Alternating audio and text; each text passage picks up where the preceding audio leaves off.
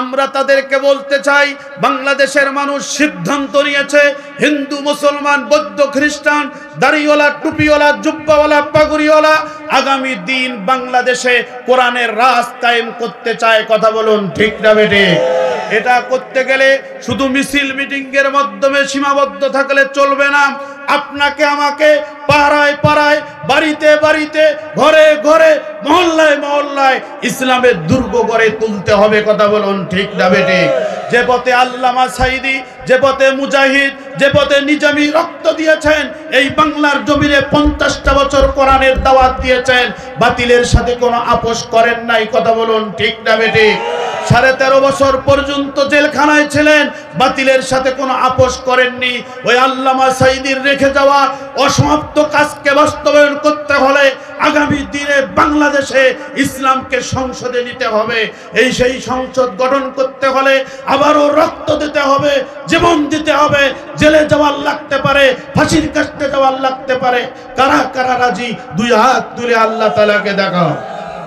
বাংলাদেশ স্বাধীন হওয়ার পর থেকে শুরু করে অদ্যাবধি পর্যন্ত এই বাংলাদেশের পার্লামেন্টে যারা গেছে, আমরা দেখেছি এদের ক্ষমতা শেষ হওয়ার পর 1 মিনিট এরা বাংলার জমিনে দাঁড়িয়ে থাকতে পারে নাই। কথা বলুন ঠিক না বেটে?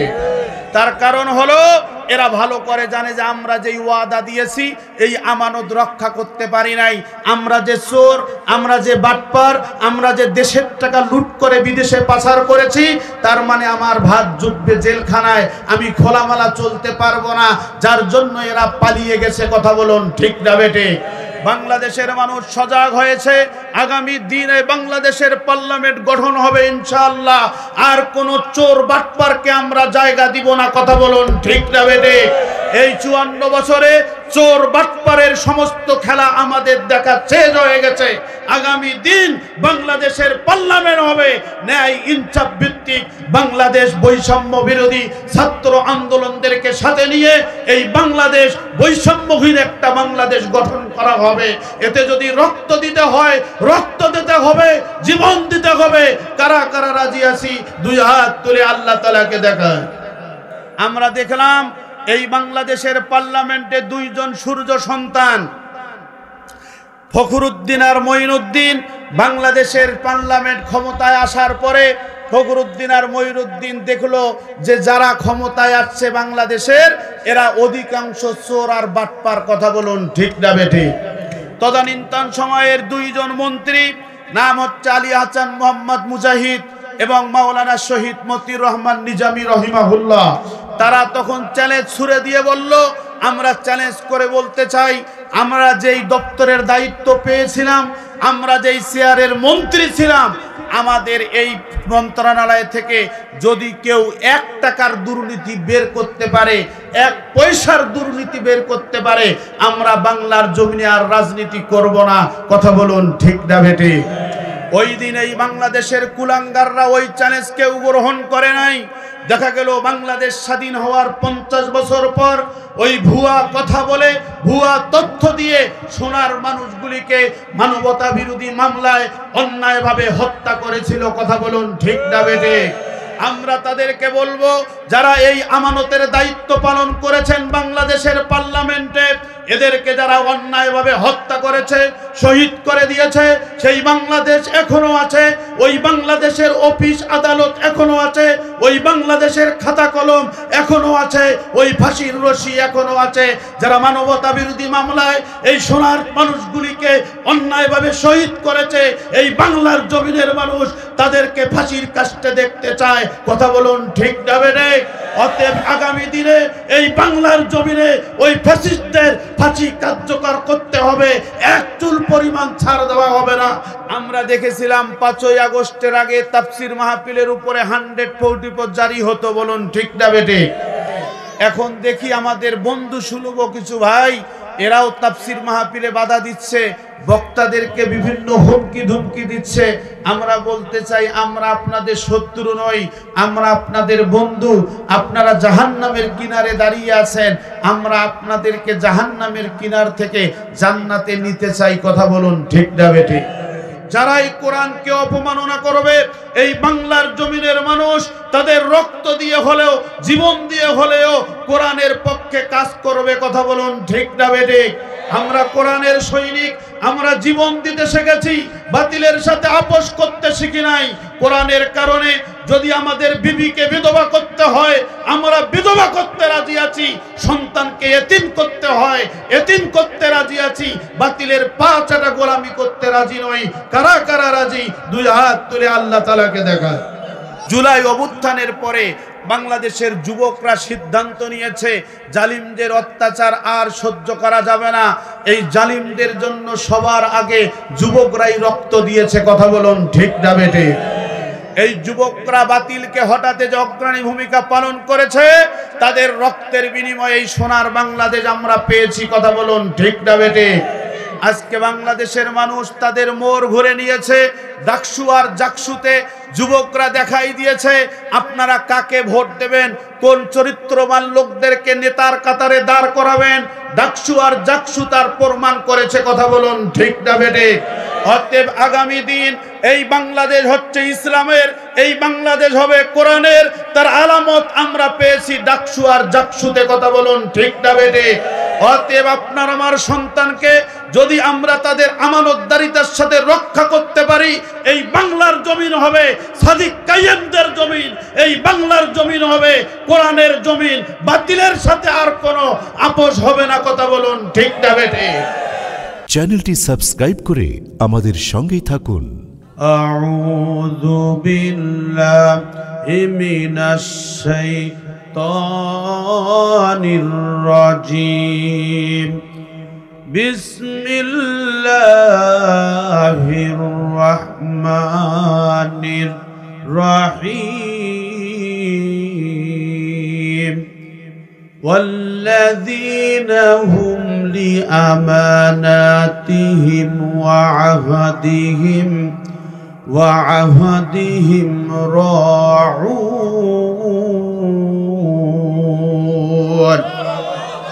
একটু হাত তুলে বলুন তো আল্লাহু আকবার। আর একটু জোরে আল্লাহু আকবার। সম্মানিত ভাইয়েরা আমার, আল্লাহ পাক রব্বুল আলামিন তার কালামে মাজিদের মধ্যে ঘোষণা করে দিয়েছেন, হে পৃথিবীর মানুষ শোনো, ওয়াল্লাযীনা হুম লিআমানাতিহিম ওয়া আহদিহিম রাউন। মানুষগুলো শোনো, তোমাদের মধ্য থেকে তারাই হচ্ছে সফল কাম, যেই সমস্ত মানুষগুলো তাদের শপথ রক্ষা করেছে, তাদের আমানত রক্ষা করেছে, এই মানুষগুলো হলো সফল কাম। চিৎকার করে বলুন সুবহানাল্লাহ। এই আয়াতের মধ্যে দুইটা কথা আছে। কয়টা? সবাই বলুন কয়টা? একটা হচ্ছে আমানত আর একটা হচ্ছে শপথ। অনেক মুফাসসির বলেছেন এখানে আমানতের অর্থটাই হচ্ছে শপথ। যারা এই শপথের আমানত রক্ষা করে, আল্লাহ বলেছেন এরা সফল। আজকের আমাদের আলোচনার মূল সাবজেক্টটাই হলো আমানত। এই আমানত যে শব্দটা, এই শব্দটা যদি কোনো মানুষ তার ব্যক্তি জীবনে বোঝে, পারিবারিক জীবনে বোঝে, সামাজিক জীবনে বোঝে, অর্থনীতিতে বোঝে, রাজনীতিতে বোঝে, সংস্কৃতিতে বোঝে, ওই মানুষটার ঘর, রান্নাঘর থেকে শুরু করে সংসদ ভবন পর্যন্ত এবং তার জন্ম থেকে মৃত্যু পর্যন্ত ওই মানুষগুলি সফল হয়ে যাবে। বলুন সুবহানাল্লাহ। সম্মানিত ভাইয়েরা আমার, আপনি যদি কোরআনকে জিজ্ঞাসা করেন কোরআন আমানতের উপর কত করে আয়াতে কারিমা নাজিল হয়েছে, মুফাসসিরিন ইকরাম বলেছেন সাধারণত আমানতের অর্থ করা হয়েছে ৬টা। এই ৬টা অর্থের আমানত যদি কোনো মানুষ পরিপূর্ণরূপে বোঝার পরে আমল করে, আল্লাহ পাক রব্বুল আলামিন সার্টিফিকেট দিয়েছেন ওই মানুষটা মৃত্যুবরণ করার পরে জান্নাতি হবে। বলুন সুবহানাল্লাহ।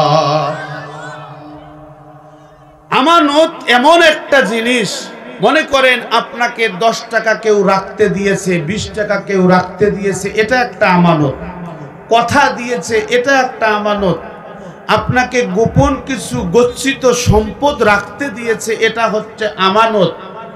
আপনি কোনো মানুষকে কোনো কথা দিয়েছেন, প্রতিশ্রুতি দিয়েছেন, শপথ দিয়েছেন, এগুলো আমানত।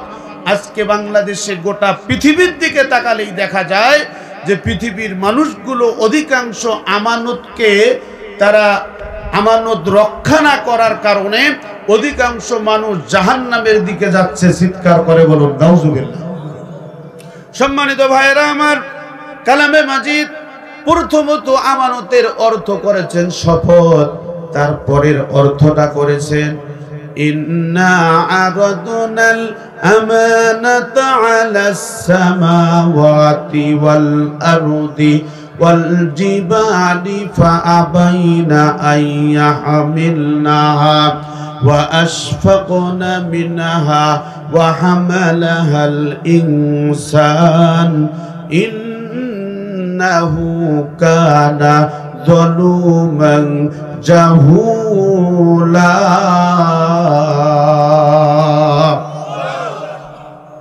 সম্মানিত ভাইয়েরা আমার, 2 নম্বর আমানতের অর্থ করা হয়েছে কোরআন। 2 নম্বর আমানতের অর্থ কি? সবাই বলুন। 2 নম্বর আমানতের অর্থ কোরআন। এই কোরআন আল্লাহ তাআলা আমাদেরকে দিয়েছে আমানত হিসাবে। আল্লাহ পাক রব্বুল আলামিন বলেছেন ইন্না আরাদনাল আমানাতা আলাস সামাওয়াতি ওয়াল আরদি ওয়াল জিবাল। আমি এই কোরআন আসমানকে দিতে চেয়েছিলাম, জমিনকে দিতে চেয়েছিলাম, পাহাড়কে দিতে চেয়েছিলাম। এই কোরআন আমানতের দায়িত্ব তারা পালন করতে পারে নাই। ওয়াল জিবাল ফাআবাইনা আইয়াহমিলনাহা ওয়া আশফাকনা মিনহা ওয়া হামালাহাল ইনসান। যখন তারা এই কোরআনকে এই কোরআন ঠিক মতো এই কোরআনের ভারসাম্য রক্ষা করতে পারল না, আমি আল্লাহ পাক রব্বুল আলামিন এই কোরআনের দায়িত্ব, এই কোরআনের ভারসাম্য, এই কোরআন বহন করার জন্য এই দায়িত্ব ইনসান আমি মানুষকে দিলাম। চিৎকার করে বলুন সুবহানাল্লাহ। তাহলে কোরআন আমাদেরকে দেওয়া হয়েছে আমানত হিসাবে। কথা বলুন ঠিক না বেঠিক?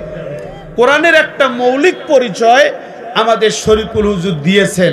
আমি ওই দিকে যেতে চাই না, শুধু বুঝার জন্য বলছি। আপনি যদি কোরআনকে বলেন, কোরআন বলো তো দেখি তুমি আমাদেরকে কি কি দিতে পারো? তুমি কি সমাজে শান্তি দিতে পারো? তুমি কি রাষ্ট্রে শান্তি দিতে পারো? তুমি কি সমাজে শান্তি স্থাপন করতে পারো? তুমি কি বাড়িতে, ঘরে, হাসপাতালে, ক্লিনিকে, অফিসে, আদালতে শান্তি তুমি প্রতিষ্ঠা করতে পারো? কোরআন জবাব দিয়েছে, পৃথিবীর মানুষ শুনে নাও। ওয়ানাজ্জালনা আলাইকাল কিতাবা তিবয়ানাল লিকুল্লি শাইইন ওয়া হুদাও ওয়া রাহমাতাও ওয়া বুশরা লিল মুসলিমিন।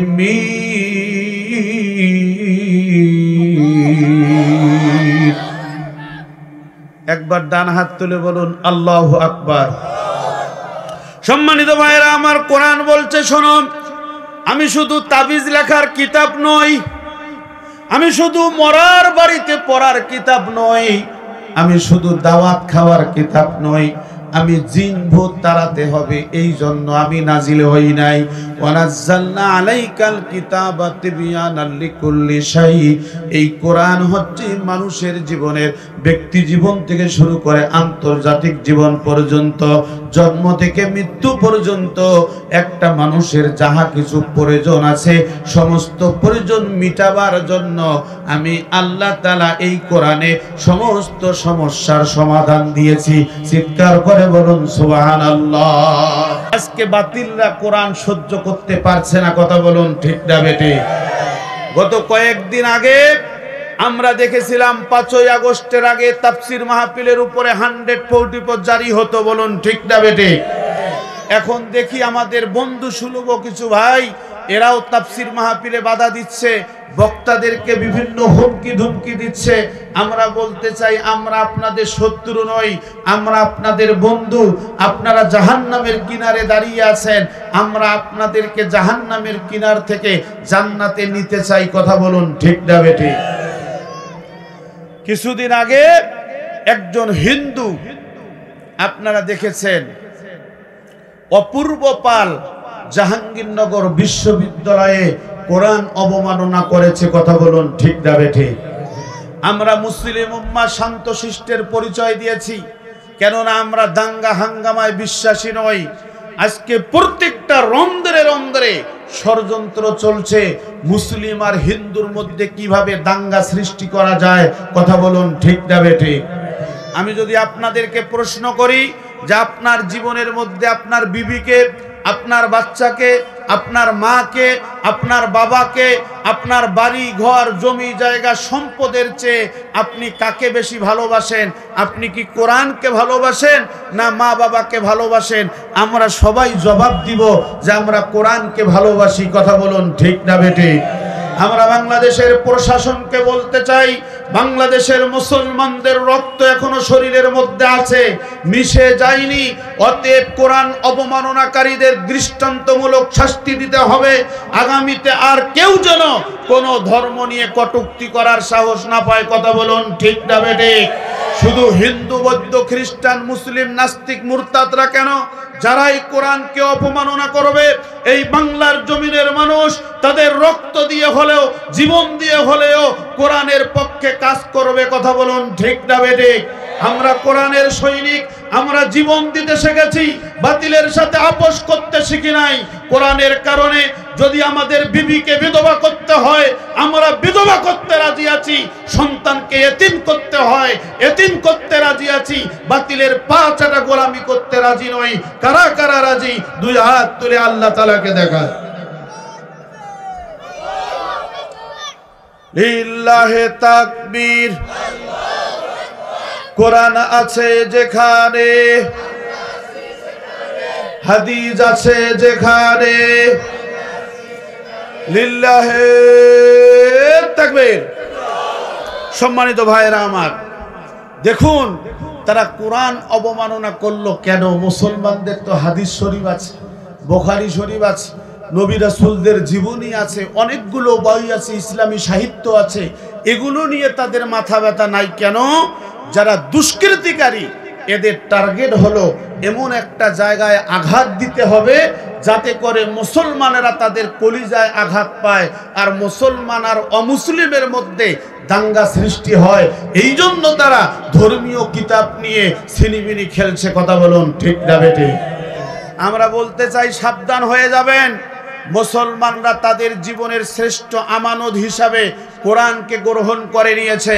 আগামী দিনে বাংলাদেশের পার্লামেন্ট হবে কোরআনের, এটা কোনো বাতিল শক্তি আর ঠেকাতে পারবে না ইনশাআল্লাহ। কথা বলুন ঠিক না বেঠিক? সম্মানিত ভাইরা আমার, আজকে বাংলাদেশের মানুষ তাদের ভুল রাস্তা থেকে সঠিক রাস্তায় চলে আসছে। বাংলাদেশের মানুষ মনে করত এই কোরআন শুধু হুজুরদের জন্য, হুজুররা পাঠ করবে, তেলাওয়াত করবে, এর বাড়িতে ওর বাড়িতে দাওয়াত খাবে আর জিকির আজগার করবে।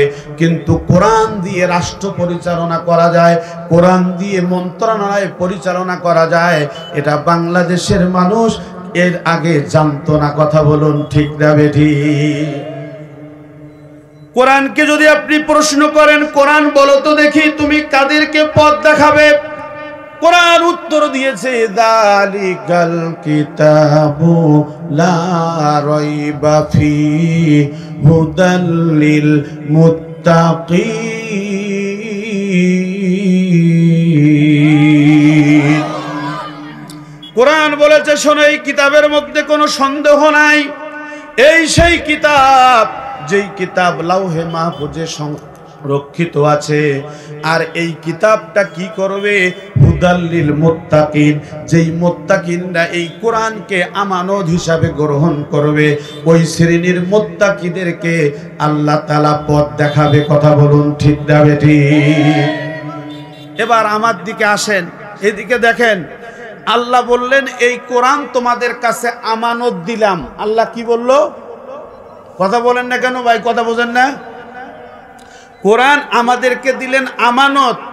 নবীজি বলেছেন যে আমানতের খেয়ানত করলো লা ঈমানান লা আমানাতাহু, যে ব্যক্তি আমানত খেয়ানত করলো সে ঈমানদার নয়। নবীজির হাদিস।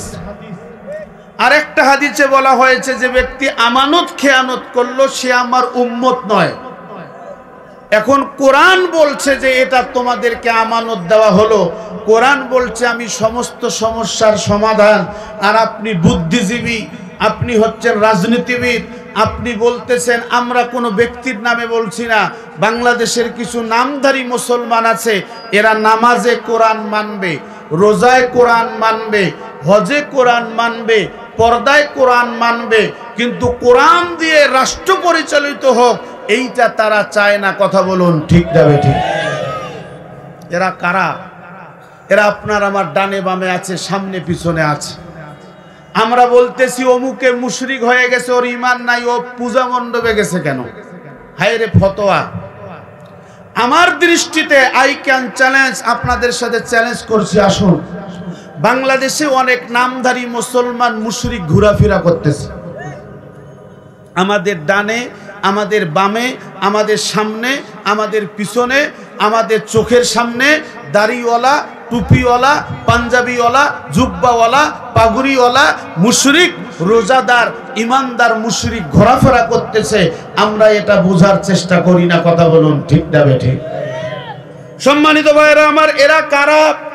দেখুন, আপনি কোরআনকে জিজ্ঞাসা করুন, কোরআন বলছে ওয়া মাল্লাম ইয়াহকুম বিমা আনজালাল্লাহু ফাউলাইকা হুমুল কাফিরুন।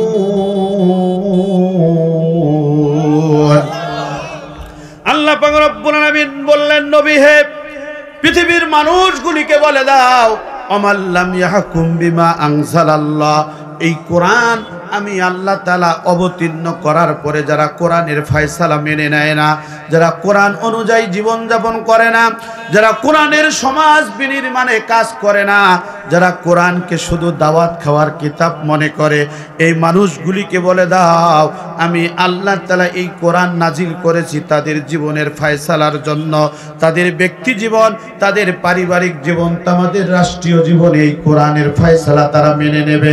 আল্লাহ তাআলা সূরা মাইদার 3টা আয়াতে এই কথা বলেছেন। এক জায়গায় বলেছেন যে এরা হচ্ছে কাফির, আর এক জায়গায় বলেছেন এরা জালিম, আর এক জায়গায় বলেছেন যে এরা হচ্ছে ফাসিক। ওয়া মাল্লাম ইয়াহকুম বিমা আনজালাল্লাহু ফাউলাইকা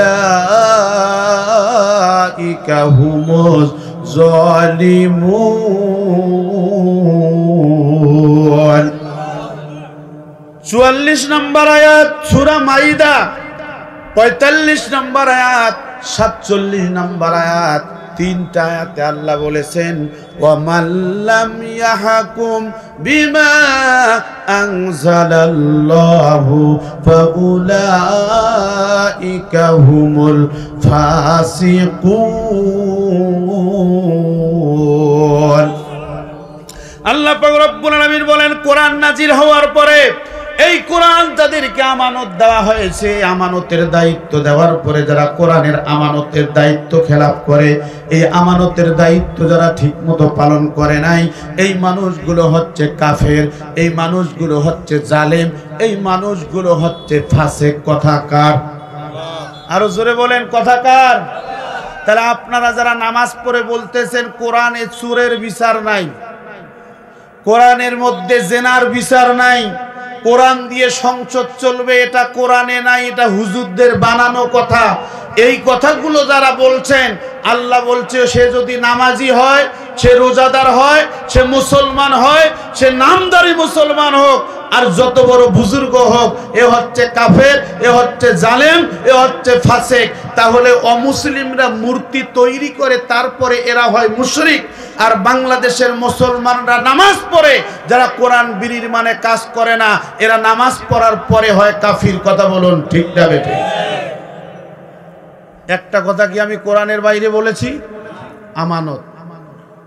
1 নম্বর আমানতের অর্থ বলেছিলাম শপথ, 2 নম্বর আমানতটাই হচ্ছে কোরআন। 2 নম্বর আমানতটা কি? কোরআন। আপনি কোরআনকে আপনার জীবনে সেট করতে পারবেন না, আপনি যত বড় শিক্ষিত হবেন, যত বড় বুজুর্গ হবেন, আপনার ওই বুজুর্গির দাম আল্লাহ তাআলার কাছে নাই। কথা বলুন ঠিক না বেঠিক? সম্মানিত ভাইরা আমার, আমার সময় অল্প, আমানতের আলোচনাটা আমাকে শেষ করতেই হবে। 2 নম্বর আমানত বললাম যে কোরআন, তার মানে হলো বিসমিল্লাহর বা থেকে শুরু করে সূরা নাসের সিন পর্যন্ত এই কোরআনকে কমপ্লিট কোড অফ লাইফ হিসাবে মানতে হবে। এই কোরআনকে আপনার জীবনের সমাধান হিসাবে মানতে হবে। তার মানে হলো যেই ব্যক্তি কোরআন অনুযায়ী জীবন যাপন করার সিদ্ধান্ত করবে ওই ব্যক্তি ধর্ম নিরপেক্ষ মতবাদে থাকতে পারে না, ওই ব্যক্তিটা জাতীয়তাবাদে থাকতে পারে না, ওই ব্যক্তিটা লেনিন কার্ল মার্কসের আদর্শ লালন করতে পারে না। ওই ব্যক্তির আদর্শ হবে কোরআন এবং সুন্নাহ। কথা বলুন ঠিক না বেটি? স্পষ্ট কথা। আপনি কোরআন বাদ দিয়ে সুন্নাহ বাদ দিয়ে অন্য কোনো আদর্শ লালন করবেন, তার মানে আপনি কোরআনের আমানত থেকে সরে গেছেন। কথা বলুন ঠিক না বেটি? এবার আসুন ৩ নাম্বার অর্থ আল্লাহ তাআলা বলেছেন, ইয়া আইয়ুহাল্লাযীনা আমানু লা তাখুনুল্লাহা ওয়ার রাসূলা ওয়া তাখুনু আমানাতিকুম ওয়া আনতুম তা'লামুন। আল্লাহ পাক রব্বুল আলামিন বললেন, পঞ্চগড়বাসী শোনো, হে নীলফামারীবাসী শোনো, হে ইমানদার দাবিদার তোমরা শোনো, লা তাখুনুল্লাহা ওয়ার রাসূলা, তোমরা আল্লাহ এবং তার রাসূলের সঙ্গে কখনো খেয়ানত করো না, বিশ্বাসঘাতকতা করো না। আল্লাহ এবং রাসূলের সঙ্গে বিশ্বাসঘাতকতা করো না। যদি তোমরা বুঝে থাকো, তার মানে হলো কোরআনকে যদি আপনি আমানত হিসাবে গ্রহণ করতে না পারেন, তাহলে আল্লাহ এবং তার রাসূলের সঙ্গে বিশ্বাসঘাতকতা করা হবে। কথা বলুন ঠিক না বেটি? পরের আয়াতে আল্লাহ তাআলা বলেছেন, ওয়া'লামু আন্নামা আমওয়ালুকুম ওয়া আওলাদুকুম ফিতনা। আল্লাহ তাআলা বলেছেন, পৃথিবীর মানুষ শোনো, তোমরা জেনে রাখো, তোমাদের জন্য ফিতনা, তোমাদের জন্য পরীক্ষার বস্তু হলো তোমাদের সন্তান সন্ততি আর সম্পদ। তার মানে হলো ৩ নাম্বার আমানতের অর্থটা হলো সন্তান সন্ততি আর সম্পদ হলো আমাদের জন্য আমানত। কথা বলুন ঠিক না বেটি? আপনি যদি আপনার সন্তানকে গঠন করতে না পারেন, ভালো করে শুনুন, আপনার সন্তানকে যদি আপনি ঠিকমতো লালন পালন করতে না পারেন, তাহলে আপনার সন্তানই আপনাকে জাহান্নামে নিয়ে যাওয়ার জন্য যথেষ্ট। কথা বলুন ঠিক না বেটে? অনেক মানুষ আছে, অনেক সম্পদের মালিক, টাকার অভাব নাই, জমি জায়গার অভাব নাই, সম্পদের অভাব নাই, কিন্তু সেই লোকটার সন্তান নাই। আছে না নাই? আবার এমন আছে যে তার মাথাটা গোজার ঠাই নাই, সে রাতের বেলা একটু ঘুমাবে, এই জায়গাটাও হচ্ছে মানুষের দেয়া জায়গা, প্ল্যাটফর্মে ঘুরে ঘুরে ঘুমায়, সরকারি জায়গায় ঘুমায়, ওই লোকটার সন্তানের অভাব নাই। এটা বলেছেন কে? কে করে দিয়েছেন? আমার এক মুক্তাদি আছে, নাম বলবো না। এ বেটা জীবনে যে কয়টা বিয়ে করেছে হিসাব নাই, ওর নিজের সন্তানকে ও চেনে না। কথা বোঝেন নাই? যখন আসার পরে বলে যে আমি অমুকের ছেলে, তখন পরিচয় দেয়, ও তোর মার নাম অমুক। কথা বোঝেন নাই? দেখেন, আল্লাহ তাআলা কাউকে অসংখ্য সন্তান দিয়েছেন, নবী রাসূলদেরকেও আল্লাহ তাআলা এরকম, নবী ইব্রাহিম আলাইহিস সালাতু ওয়াস সালামকে শেষ বয়সে ইসমাঈল আলাইহিস সালাতু ওয়াস সালামকে দান করেছেন। বলুন সুবহানাল্লাহ। নবীদেরকেও আল্লাহ তাআলা এটা পরীক্ষা করেছে। সম্মানিত ভাইরা আমার, আপনার সন্তান গাঁজা খায়, আছে না নাই? সন্তান মদ খায়, সন্তান ক্যাসিনো খেলায়, সন্তান জুয়া খেলায়। এই সন্তানের চরিত্র রাতের বেলা একরকম, সন্তানের চরিত্র দিনের বেলা একরকম। তার মানে হলো আপনি সন্তানকে ঠিকমতো গঠন করতে পারেন নাই। দেখুন, আজকে বাংলাদেশ মাদ্রাসা দিয়ে ছেয়ে গেছে। বাংলাদেশের অনেক নাস্তিক আছে, অনেক মুরতাদ আছে, এরা মাদ্রাসা সহ্য করতে পারে না। কিছুদিন আগে সে একটা ভুয়া মুক্তিযোদ্ধা, যাকে বাংলাদেশের মানুষ এক নামেই চেনে, ফজু পাগলা। কথা বলেন না কেন? এই পাগলা বলেছে যে ঢাকা বিশ্ববিদ্যালয় নাকি মাদ্রাসা হয়ে গেছে। তার কারণ হলো মাদ্রাসার ছাত্ররা এখন ঢাকা বিশ্ববিদ্যালয়ে ফার্স্ট। বলুন সুবহানাল্লাহ। আপনার সন্তানকে আপনি প্রথম স্টেপে আগে কোরআন শিক্ষা দেবেন।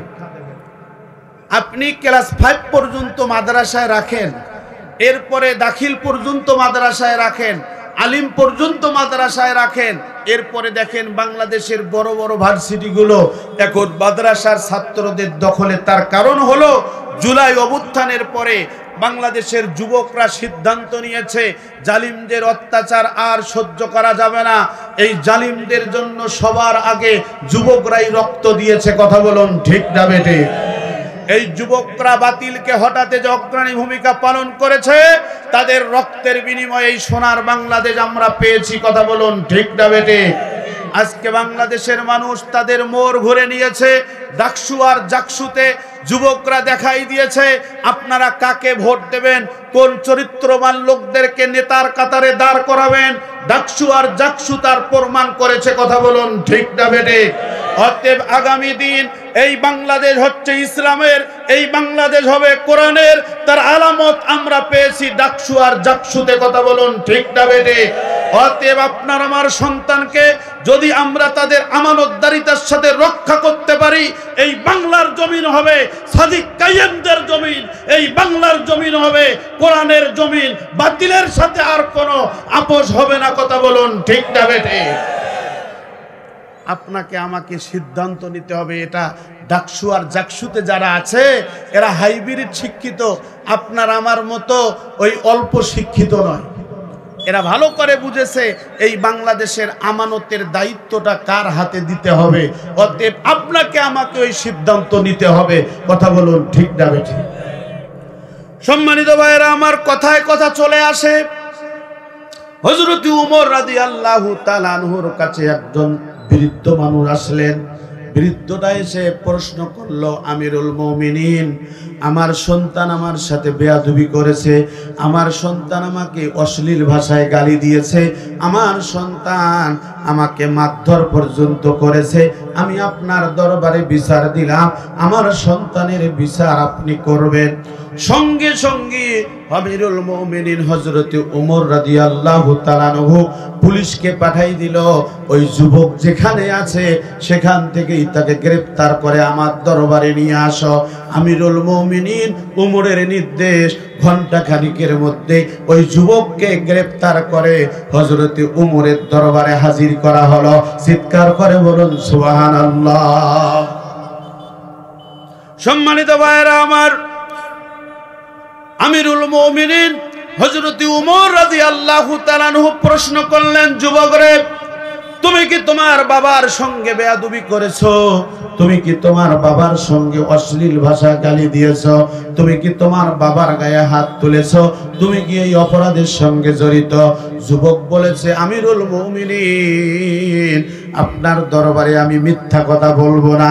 আপনার দরবারে যেহেতু এসেছি আমি সত্য কথা বলছি, আমি আমার বাবার সঙ্গে এই বেয়াদবিগুলো করেছি। চিৎকার করে বলুন নাউজুবিল্লাহ। আপনাদের দোয়ার বরকতে গোটা দেশব্যাপী আমরা মাহফিল করি। বিভিন্ন মাহফিলে যাওয়ার পরে বৃদ্ধ মা বাবা আমাদের কাছে এসে হাত ধরে কান্নাকাটি করে, বলে, বাবা আজকে একটু পিতামাতার ওয়াজ করবেন তো। আমি বললাম যে কেন পিতামাতার ওয়াজ করব? গত বছর জাদুরহাটের মাহফিলে গিয়েছি, এক বুড়ি বৃদ্ধা মা একটা 20 টাকার নোট আমার হাতে গেটের মধ্যে দিয়েছে। দেওয়ার পরে, বাবা আজকে একটু পিতামাতার ওয়াজ করবেন। আমি বললাম কেন? যে আমার ছেলের বউ আমাকে সহ্য করে না। আসরা নাই। অনেক বৃদ্ধ চোখের পানি ফেলে বলে যে আমার সন্তানটা আমার সাথে ভালো ব্যবহার করে না। আমি বললাম কেন? যে হুজুর, আমার ছেলের মতো ভালো ছেলে ছিল না। এই ছেলেটা আমার খোঁজ খবর দিত, আমার ওষুধ দিত, আমার ভাত কাপড় দিত। যখন এই ছেলেটার বিয়ে দিয়ে দিলাম, এটা এত বউ পাগল, আর আমার খোঁজ খবর নেয় না। আসরা নাই। এই একই কেস, এরকম মামলার সাক্ষী কিন্তু চেয়ারম্যান সাহেবরা। কথা বলেন ঠিক না বেটে? অনেক অনেক রাস্তাঘাটে চললে ফিরলে পাওয়া যায়। আমাদের গ্রামগঞ্জে এখন অনেক আছে। হযরত ওমর রাদিয়াল্লাহু তাআলা আনহু যুবককে বললেন, যুবক রে, তুমি কেন এই অপরাধগুলো করেছো? তোমার অপরাধের শাস্তি হবে। যুবক 2 চোখের পানি ছেড়ে দিয়ে হযরত ওমরকে বলছেন, আমিরুল মুমিনিন, আপনার দরবারে এসেছি, আপনি যেই শাস্তি দিবেন সেইটাই আমি মেনে নেব। কিন্তু আমার একটা প্রশ্ন আছে, আপনি আমার বাবার বিচার গ্রহণ করেছেন, আমার অপরাধ আমি স্বীকার করেছি। আমিরুল মুমিনিন, আপনি আজকে একটু বলবেন সন্তানের প্রতি পিতামাতার কোনো কর্তব্য আছে কিনা? হযরত ওমর বললেন, জি অবশ্যই অবশ্যই। সন্তান শুধু জন্ম দিলেই হবে না, সন্তানের প্রতি কিছু দায়িত্ব আছে।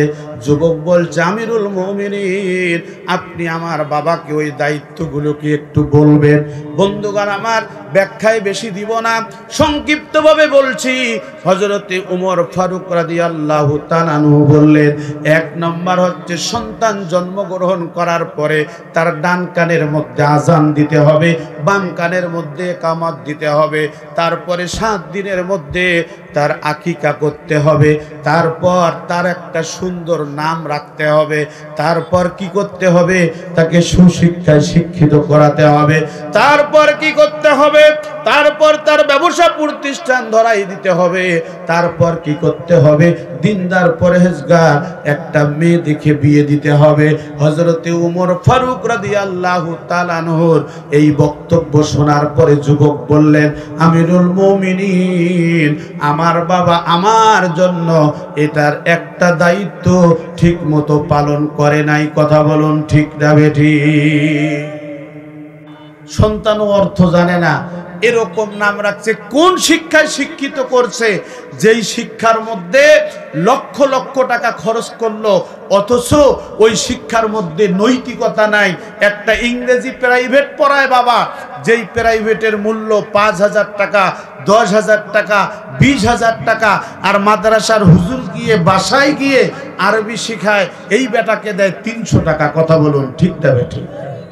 এই হলো আমাদের চরিত্র। তাহলে আপনার সন্তান আপনাকে কিভাবে হজম করবে? স্পষ্ট কথা হলো, সন্তানের প্রতি যে দায়িত্বগুলো আছে এগুলো আমানতের সাথে দায়িত্ব পালন করতে হবে। মানুষ সন্তানের জন্য আর বিবির জন্য, যেই বাড়ির জন্য, এই ঘরের জন্য সম্পদ অর্জন করে, মূলত এই সম্পদগুলো আমানতের দায়িত্ব যদি ঠিকমতো পালন করতে না পারে, আল্লাহর নবী বলেছেন সে আমার উম্মত নয়। চিৎকার করে বলুন নাউজুবিল্লাহ। তাহলে 1 নম্বর আমানত হলো শপথ। 1 নম্বর আমানত কি? সবাই বলুন, 1 নম্বর আমানত শপথ। 2 নম্বর আমানতটাই হলো কোরআন। 2 নম্বর আমানত কি? কোরআন। 3 নম্বর আমানত হলো সন্তান, সন্ততি আর আপনার সম্পদ। এটার যথাযথ ভূমিকা পালন করতে হবে। আপনাকে বাড়ি গাড়ি করতে হবে, টাকা পয়সা করতে হবে, এজন্য সুদের লেনদেন করবেন, ঘুষের লেনদেন করবেন, কোন টেন্ডারবাজি করবেন, চাঁদাবাজি করবেন, সন্ত্রাসী কর্মকাণ্ড করে কোটি টাকার মালিক হবেন, এই দায়িত্ব আল্লাহ তাআলা আপনাকে দিয়ে পৃথিবীতে পাঠান নাই। কথা বলুন ঠিক না বেঠিক? দেখুন সম্পদের লোভে মানুষ কোথায় গিয়ে পৌঁছে গেছে। আমরা কিছুদিন আগে দেখলাম একটা মানুষকে পাথর দিয়ে মারতেছে, দেখেন নাই? কথা বলেন না কেন ভাই, দেখছেন কিনা? লোকটা মরে গেছে, ওই মরা মানুষটাকে আবার পাথর মারতেছে। আজীব একটা দেশে আমরা বসবাস করছি। আমরা এমন একটা জায়গায় পৌঁছে গিয়েছি, আমরা দেখলাম যে 5ই আগস্টের আগে বৃদ্ধ মানুষগুলো জেলখানায় থাকতো, যে মানুষগুলো রাতের বেলা ঘুমিয়েছে বিছানায়, সকালবেলা শোনা যায় যে তার লাশ পড়ে আছে। গুম হতো, খুন হতো। আমরা মনে করলাম 5ই আগস্টের পর একটা সুন্দর বাংলাদেশ হয়তোবা আমরা পাবো, কিন্তু আমরা দেখলাম বাংলাদেশ সুন্দর হওয়ার আগেই লাশের মিছিল চলছে। কথা বলুন ঠিক না বেঠিক? এটার কারণ হলো এই বাংলাদেশের মানুষ তার আমানতের দায়িত্ব যথাযথ পালন করতে পারে নাই, যার জন্য সম্পদের মোহে পড়ে একটা মৃত মানুষকে আবার পাথর দিয়ে মারতে চুল পরিমাণ কোনো দ্বিধা করছে না। কথা বলুন ঠিক না বেঠিক? সম্মানিত ভাইরা আমার, এরপরে আসুন 4 নম্বর আমানতটা কি? আল্লাহ পাক রব্বুল আলামিন কালামে মাজিদের মধ্যে বললেন, পৃথিবীর মানুষ তোমরা শুনে নাও, ওয়াল্লাযীনা হুম লিআমানাতিহিম ওয়া আহদিহিম রাউন। এই আয়াতটা কালামে মাজিদের 2 জায়গায় আছে হুবু। একটা হচ্ছে সূরা মুমিনুনের ৮ নম্বর আয়াত, আর একটা হচ্ছে সূরা মাআরিজের ২৬ নম্বর আয়াত। ভালো করে শুনুন, ওই ২৬ নম্বর আয়াতে সূরা মাআরিজে অর্থ করা হয়েছে শপথ, আর সূরা মুমিনুন এখানে অর্থ করা হয়েছে আমানতের অর্থ প্রতিশ্রুতি, ওয়াদা। আমাদের দেশে যখন নির্বাচন আসে না ভাই, নির্বাচনে এখানে চেয়ারম্যান সাহেব বসা আছেন, আমাদের মেম্বার সাহেবরা, চেয়ারম্যান সাহেবরা ওয়াদা করে, ভাই এবার যদি আমাকে ভোট দেন তাহলে আমি কার্ড আপনাদেরকে বিনা টাকায় দিব। আমরা দেখলাম চেয়ারম্যান মেম্বার সাহেব, আপনাদের চেয়ারম্যান সাহেব ভালো, এটা আমি বলছি না, আমরা দেখলাম এরা চেয়ারম্যানের চেয়ারে বসার পর এরা আর ওয়াদা কি দিয়েছে সেই ওয়াদা ভুলে গেছে। তখন মাতৃভাতার ১০,০০০ টাকা লাগে। কথা বলেন না কেন? নেতায় দেখো ভোটের আগে রাস্তায় রাস্তায় ঘুরিয়া, যারে পয়সে দেয় যে সালাম হাত দুখানি তুলিয়া। কথা বলুন ঠিক না বেড়ে? এইটা করুম সেইটা করুম দেখাই কত বাহানা, আসলে সব পেট পূজা আর ভোটটা নেওয়ার বাহানা। আসলে সব পেট পূজা আর ভোটটা নেওয়ার বাহানা। কথা বলুন ঠিক না বেটি? আমাদের ওই ভোট পাইয়া নেতার যখন আসে জয়, তখন নেতার পাই যে দেখা, জুতার তলা হয় যে ক্ষয়। কথা বলুন ঠিক না বেটি? সিগনেচারের জন্য লাগে, সিগনেচারের জন্য লাগে লক্ষ টাকা নজরানা, আসলে সব পেট পূজা আর ভোটটা নেওয়ার বাহানা। আসলে সব পেট পূজা আর ভোটটা নেওয়ার বাহানা। কথা বলুন ঠিক না বেটি? আমরা তো 15.5 বছর ধরে ভোট তো দেওয়া দূরের কথা, ভোট কেন্দ্র পর্যন্ত যাইতে পারি নাই। কথা বলেন না কেন? কাল সকালবেলা বলেন, ঠিক না বেটে? এক বুড়ি ভোট দিতে গেছে, পুলিশে বলেছে চাচি বাড়ি যাও, ভোট হয়ে গেছে। তো বলছে বাবা আমার ছেলে ভোটে দাঁড়িয়েছে, চেয়ারম্যান ক্যান্ডিডেট, আর ভোট হয়ে গেছে মানে আমার ছেলেকে আমি ভোট দেব, চেয়ারম্যান হবে আমার ছেলে। বলছে চাচি বাড়ি যাও, তোমার ভোট হয়ে গেছে। এখন ওই বুড়ি গোটায় পাড়ায় ঘুরে আর বলে আমার ছেলে চেয়ারম্যান হয়েছে ভোটে, ঠিক আছে, কিন্তু আমি আমার ছেলেকে ভোট দেই নাই। কথা বলেন না কেন? এই 15.5 বছর যারা আমাদেরকে বলল বাংলাদেশ সিঙ্গাপুর হয়ে গেছে, এই বাংলাদেশ মালয়েশিয়া হয়ে গেছে, এই বাংলাদেশ নাকি আমেরিকা হয়ে গেছে, এখন আমরা দেখলাম যেই রাস্তা হয় বছর ঘুরতে না ঘুরতে ওই রাস্তা চলতি ওঠে। কথা বলুন ঠিক না বেঠিক? আবার দেখলাম বড় বড় ব্রিজ হয়েছে, আমরা মনে করলাম যাক বাবা খুব উন্নয়ন হলো। এখন আমরা দেখতেছি উন্নয়নের নামে বড় বড় ব্রিজে রডের বদলে বাঁশ দিয়েছে। বলুন ঠিক না বেঠিক?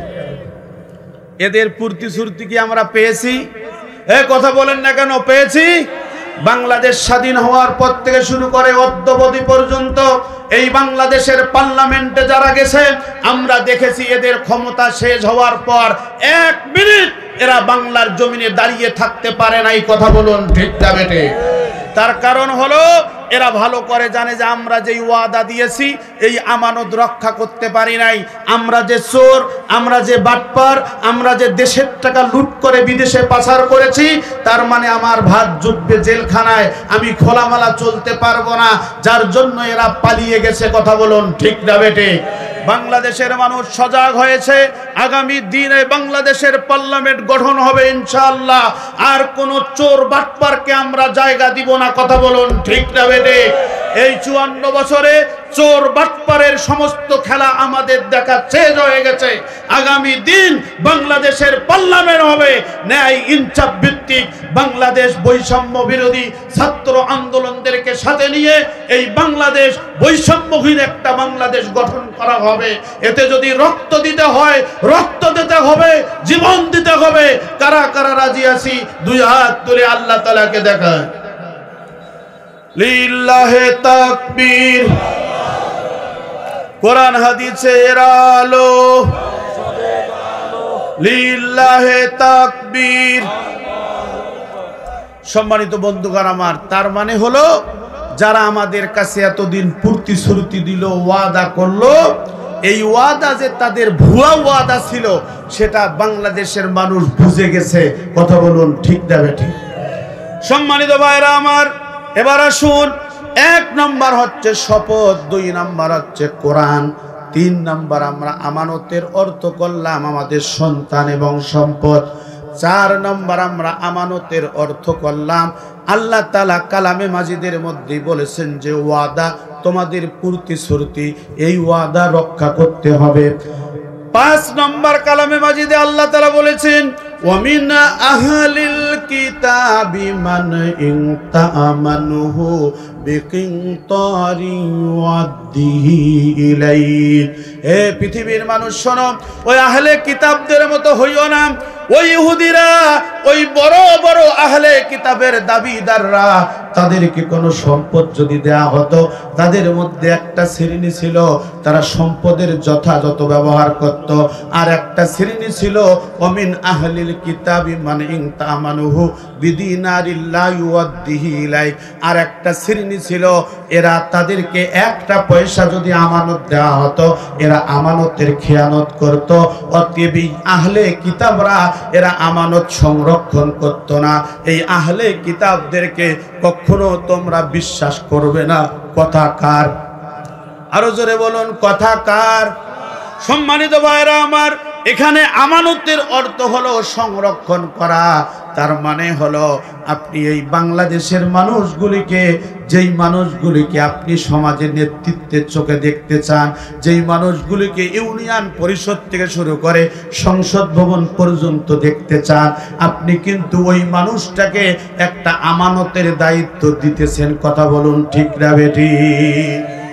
এই যে আমি এই চেয়ারের মধ্যে বসেছি, ভালো করে শুনুন, যেই চেয়ারের মধ্যে বসেছি এই চেয়ারটা আমাকে যে সময় দেওয়া হয়েছে, এই চেয়ারটা হচ্ছে আমার কাছে ততটুকুন সময় পর্যন্ত আমানত। এখানে যদি আমি কোরআনের বিরুদ্ধে কথা বলি, এখানে যদি আমি ইসলামের বাইরে কথা বলি, সুন্নাহর বাইরে কথা বলি, কিয়ামতের মাঠে কঠিন মুসিবতের সময় আগুনের কাছে দিয়ে আপনার আমার এই জিহ্বাটা বক্তাদের কেটে দেওয়া হবে। কথা বলুন ঠিক না বেঠিক? আমরা দেখলাম হায়রে মানুষ, আমরা তাদেরকে ক্ষমতা দিলাম, মনে করলাম এই ভালো মানুষ, এদের মতো ভালো মানুষ নাই। চোখের সামনে দেখলাম যে সকালবেলা এরা প্রধানমন্ত্রী, বিকেল দুপুর 1টা পর্যন্ত আমরা জানি। কেউ মন খারাপ করবেন না যে শেখের বেটি হাসিনা বাংলাদেশের প্রধানমন্ত্রী। কথা বলুন ঠিক না বেঠিক? যখন বেলা 2টা বেজে গেল তখন আমরা দেখলাম মন্ত্রী, এমপি এক একজন চেয়ার রেখে, এক একজন বাড়ি গাড়ি, টাকা পয়সা, লক্ষ লক্ষ কোটি কোটি মিলিয়ন বিলিয়ন ডলারের মালিক সব কিছু রেখে পালিয়ে গেছে। কথা বলুন ঠিক না বেঠিক? তার কারণ হলো এই বাংলাদেশের মানুষ তাদেরকে যে দায়িত্ব দিয়েছিল, তারা এই দায়িত্বের খেয়ানত করেছে, তারা সংরক্ষণ করতে পারে নাই। ইহুদিদের মধ্যে একটা দল ছিল যে ইহুদিরা তাদেরকে সম্পদ দিলে পরে তারা সেটা আত্মসাৎ করত, আমানতের খেয়ানত করত।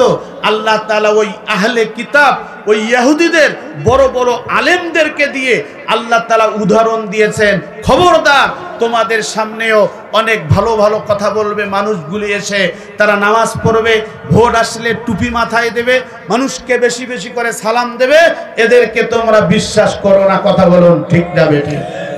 আমরা দেখলাম এই বাংলাদেশের পার্লামেন্টে 2 জন সূর্য সন্তান, ফখরুদ্দিন আর মঈনুদ্দিন।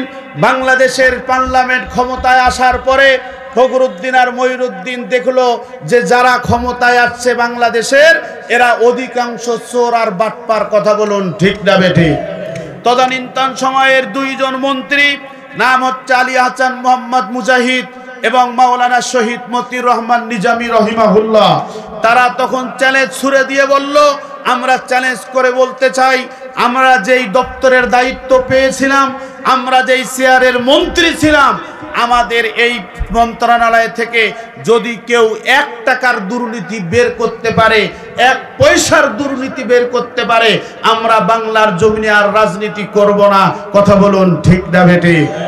ওই দিন এই বাংলাদেশের কুলাঙ্গাররা ওই চ্যালেঞ্জ কেউ গ্রহণ করে নাই।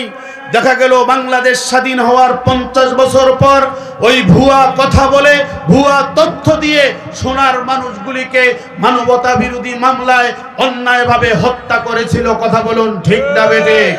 আমরা তাদেরকে বলবো, যারা এই আমানতের দায়িত্ব পালন করেছেন বাংলাদেশের পার্লামেন্টে, এদেরকে যারা অন্যায়ভাবে হত্যা করেছে, শহীদ করে দিয়েছে, সেই বাংলাদেশ এখনো আছে, ওই বাংলাদেশের অফিস আদালত এখনো আছে, ওই বাংলাদেশের খাতা কলম এখনো আছে, ওই ফাঁসির রশি এখনো আছে। যারা মানবতা বিরোধী মামলায় এই সোনার মানুষগুলিকে অন্যায়ভাবে শহীদ করেছে, এই বাংলার জমিনের মানুষ তাদেরকে ফাঁসির কাস্টে দেখতে চায়। কথা বলুন ঠিক যাবে রে? অতএব আগামী দিনে এই বাংলার জমিনে ওই ফ্যাসিস্টদের ফাঁসি কার্যকর করতে হবে, এক চুল পরিমাণ ছাড় দেওয়া হবে না। কারা কারা একমত? দুই হাত তুলে আল্লাহ তাআলাকে দেখাও।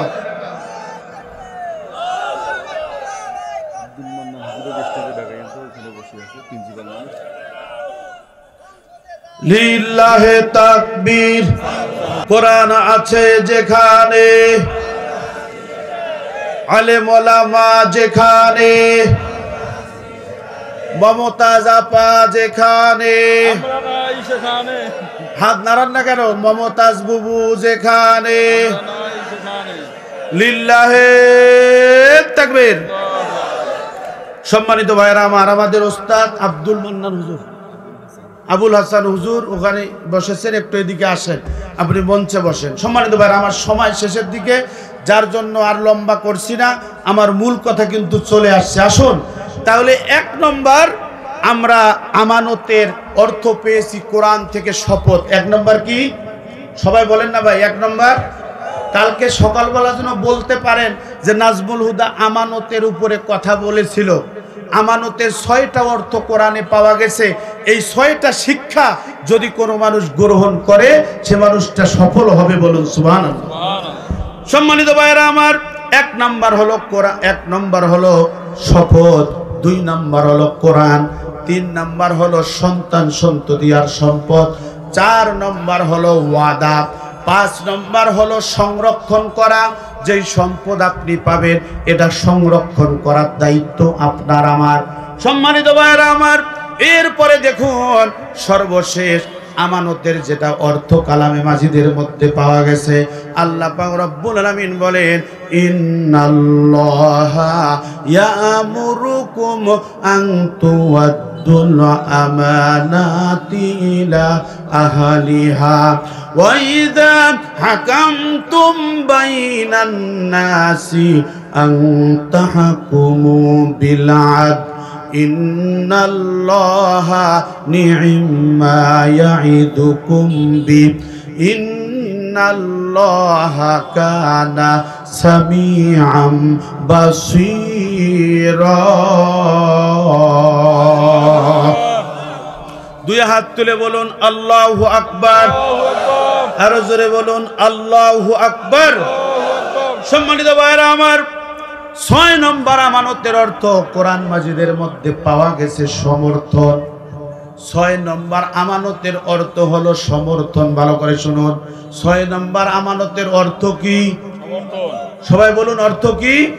সমর্থন করা। মনে করেন আমরা চেয়ারম্যান সাহেবকে ইউনিয়নের অধিকাংশ মানুষ সমর্থন করেছে, তার মানে ভোট দিয়েছে, এই জন্য উনি চেয়ারম্যান। কথা বলুন ঠিক না বেঠিক? বাংলাদেশে ভোট হয় নাই, কিন্তু ডক্টর মোহাম্মদ ইউনূসকে বাংলাদেশের অধিকাংশ মানুষ মেনে নিয়েছে যে আমাদের বর্তমান এই রাষ্ট্রের দায়িত্ব প্রধান উপদেষ্টা ডক্টর মোহাম্মদ ইউনূস পালন করবেন। এটার নাম হচ্ছে আমানত। কথা বলুন ঠিক না বেঠিক? এটার নাম সমর্থন, এটার নামই এক প্রকার ভোট। কথা বলুন ঠিক না বেঠিক? সম্মানিত ভাইয়েরা আমার, তার মানে হলো ভোটটাও একটা আমানত। আল্লাহ তাআলা আপনাকে জবান দিয়েছেন, আপনি এই জবান দিয়ে কথা বলেন। এই জবানের মালিক কে? আল্লাহ। এই হাতের মালিক কে? আল্লাহ। এই পায়ের মালিক কে? আল্লাহ। এই নাকের মালিক কে? এই কানের মালিক কে? যে আল্লাহ তাআলা আপনাকে হাত দিলেন, পা দিলেন, ওই আল্লাহ বলেছেন, বান্দারে যখন তুমি হাঁটবা আমার রাস্তা দিয়ে হাঁটবা।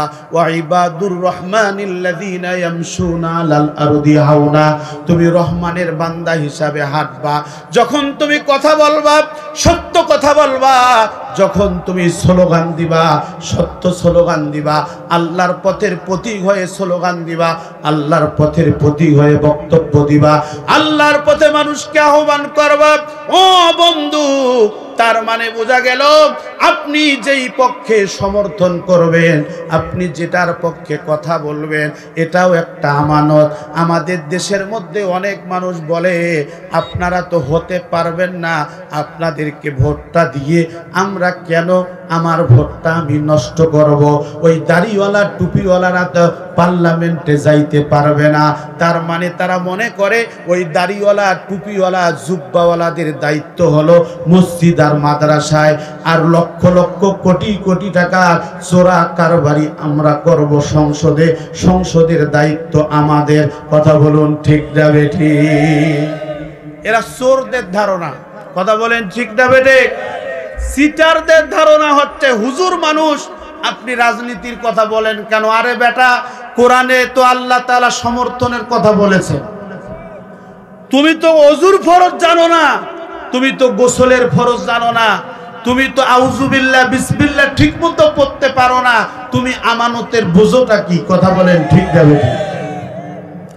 আল্লাহ পাক রব্বুল আলামিন বলেছেন, মাইয়াশফা শাফাআতান হাসানাতান ইয়াকুল লাহু নাসিবুম মিনহা ওয়া মান ইয়াশফা শাফাআতান সাইয়্যাতান ইয়াকুল লাহু কিফলুম মিনহা ওয়া কানাল্লাহু আলা কুল্লি শাইইন মুকিতা।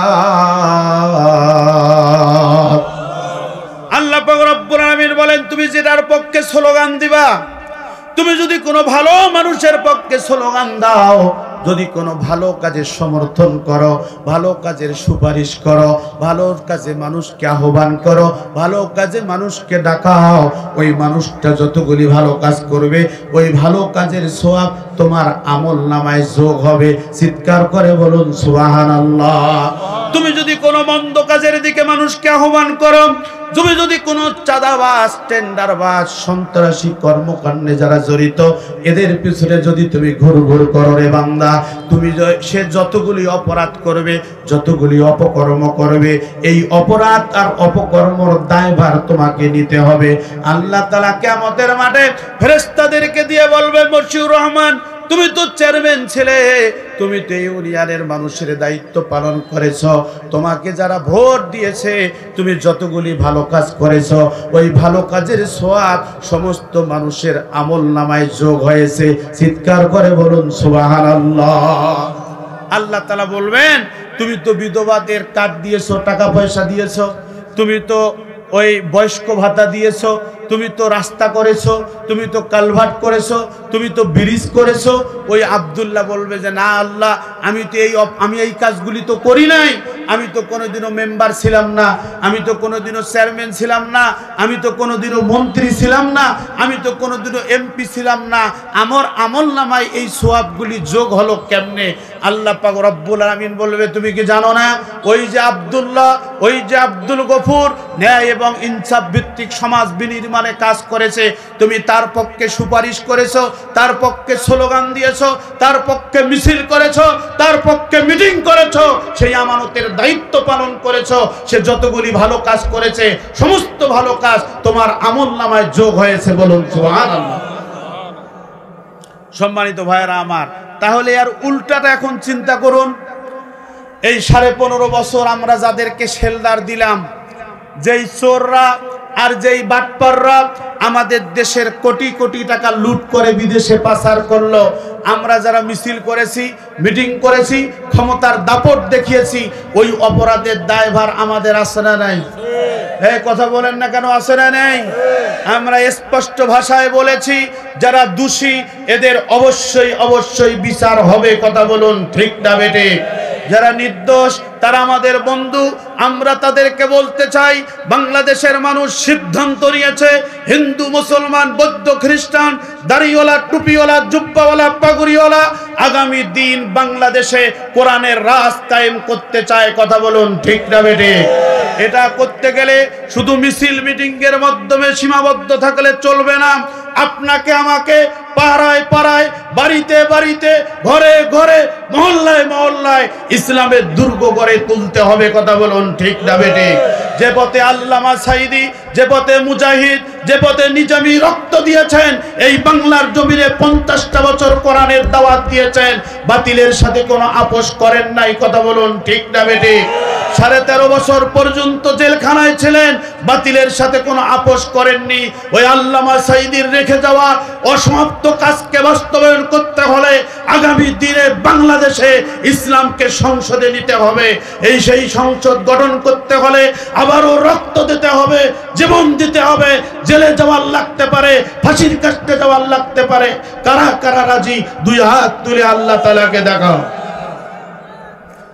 লিল্লাহে তাকবীর। কোরআন হাদিস যেখানে, আলেম ওলামা যেখানে, লিল্লাহে তাকবীর। সম্মানিত ভাইরা আমার, তাহলে আমরা আমানতের অর্থ কোরআন মাজিদ থেকে শিক্ষামূলক 6টি অর্থ পেয়েছি। 1 নম্বর হচ্ছে শপথ। আমরা শপথটা আল্লাহর দরবারে করেছি।